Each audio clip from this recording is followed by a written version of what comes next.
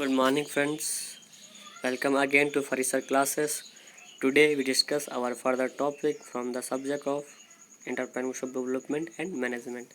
तो पिछले वीडियो में हम लोग पढ़ चुके थे कि how to install small scale industry, उसमें क्या क्या प्रोसेस होता है, इंट्रोडक्शन पढ़ लिए थे और प्रोजेक्ट सिलेक्शन कैसे करें उसके बारे में स्टडी कर लिए थे। ठीक है फ्रेंड, आज हम लोग पढ़ेंगे कि प्रोडक्ट और सर्विस सिलेक्शन कैसे करेंगे।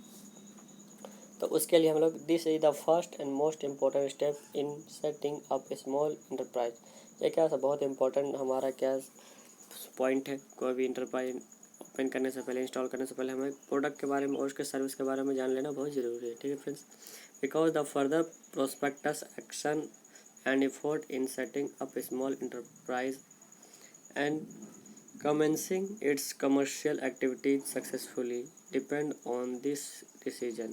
इसी डिसीजन पे डिपेंड करता है कि हमारा जो इंडस्ट्री है चलेगा या नहीं चलेगा। ठीक है friends, therefore the entrepreneur has to be very careful in the choice of selection of the project. इसलिए हमें सबसे पहले कोई भी काम, कोई भी इंडस्ट्री या कोई भी छोटा मोटा बिजनेस करने से पहले उसके बारे में अच्छे से स्टडी करना बहुत ज़रूरी है कि उसका आगे क्या होने वाला है। ठीक है, हमारा जो पिलर है वो प्रॉपर हो पाएगा कि नहीं हो पाएगा।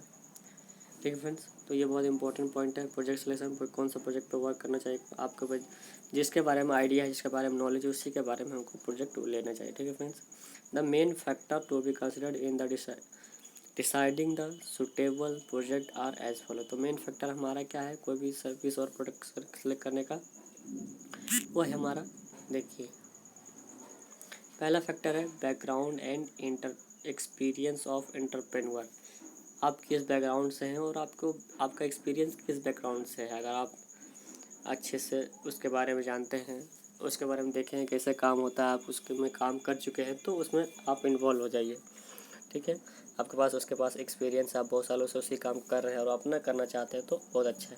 लेकिन आपके पास एक्सपीरियंस नहीं है, आप उस बैकग्राउंड से ही नहीं, आप दूसरे फील्ड में कूदना चाहते हैं, तो ये नहीं हो पाएगा। ठीक है फ्रेंड्स, तो आपको जो बैकग्राउंड से है उसी बैकग्राउंड से आपको अपना इंडस्ट्री इंस्टॉल करना चाहिए। दूसरा पॉइंट है availability of the right technology and know how for the project. उसके बाद आपके पास कौन सा टेक्नोलॉजी अवेलेबल है, ठीक है, और उस प्रोजेक्ट के लायक है ये भी या नहीं भी है, उसके बारे में स्टडी करना बहुत ज़रूरी है। ठीक है फ्रेंड्स, आपके पास अगर प्रॉपर इक्विपमेंट नहीं होगी, अगर मशीनरी नहीं होगी, तो आप प्रॉपर काम नहीं कर पाओगे। इसलिए टेक्नोलॉजी, मशीनरी, इक्विपमेंट्स आपके पास होना ज़रूरी है। ठीक है फ्रेंड्स, थर्ड मेन पॉइंट आता है फ्रेंड्स, तो marketability of the product and service. आपको अच्छे से मार्केटिंग करना आना बहुत ज़रूरी है।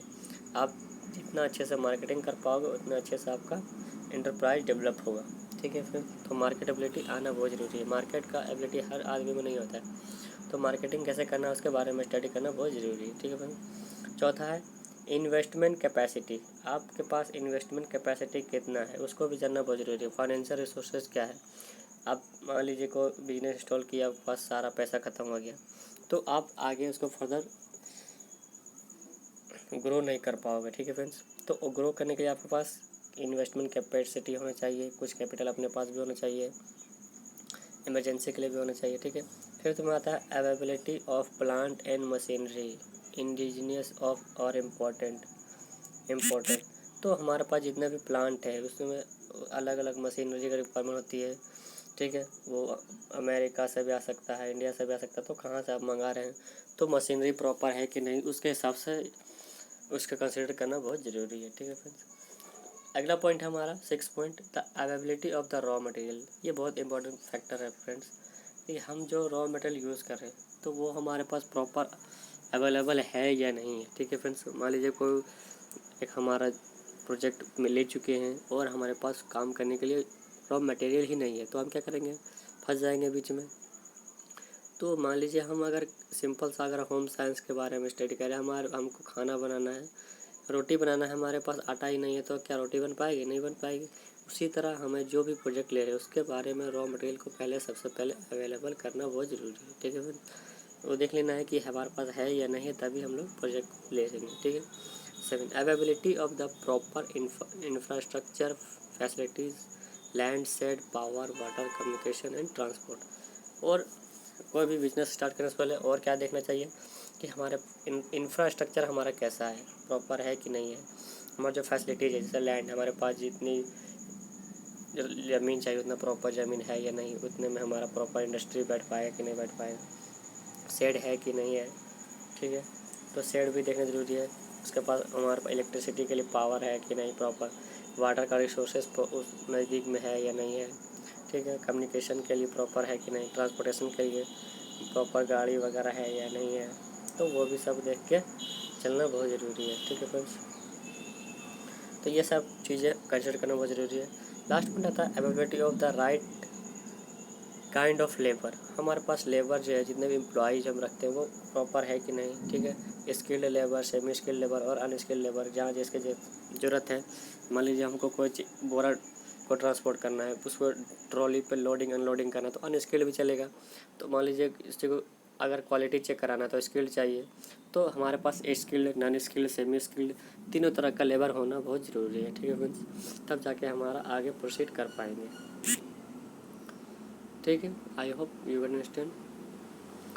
अगला पॉइंट आता है हमारा कि considered all the above aspects and taking the help of government support organisation like Tecsok, KIADB, KSSIDC, etc. Even the private consultants are the entrepreneur has to choose the decide the project for the implementation। बहुत सारे हमारा government का और organisation चलती है जो help करती है कि आपको कैसे उसमें चूज़ करना है, प्रोजेक्ट को कैसे चूज़ करना है, आपके पास जो एबिलिटी उसके हिसाब से प्रोजेक्ट को वो देती है, ठीक है फ्रेंड्स। तब जाके आप आगे उसको एक्सीड कर सकते हैं, आप इन्हेंस कर सकते हैं अपने प्रोजेक्ट को। तो ठीक है फ्रेंड्स, तो आपको प्रोजेक्ट कैसे सेलेक्ट करना है इसके बारे में आपको आइडिया हो गया होगा। तो ठीक है फ्रेंड्स, आज के लिए इतना ही, थैंक यू। कल हम लोग बात करेंगे लोकेशन के बारे में, कैसे सेलेक्ट करेंगे लोकेशन के बारे में, ठीक है। उसके अलग अलग पॉइंट के बारे में अच्छे से डिस्कस करेंगे। Thank you. लाइक करते रहिए, सब्सक्राइब करते रहिए और शेयर करते रहिए, और फीडबैक ज़रूर दीजिए कैसा लगा आपको वीडियो, कहाँ पे आपको डाउट आ रही है वो आप पूछ सकते हैं, आपको डाउट क्लियर किया जाएगा, ठीक है फ्रेंड्स। Thank you.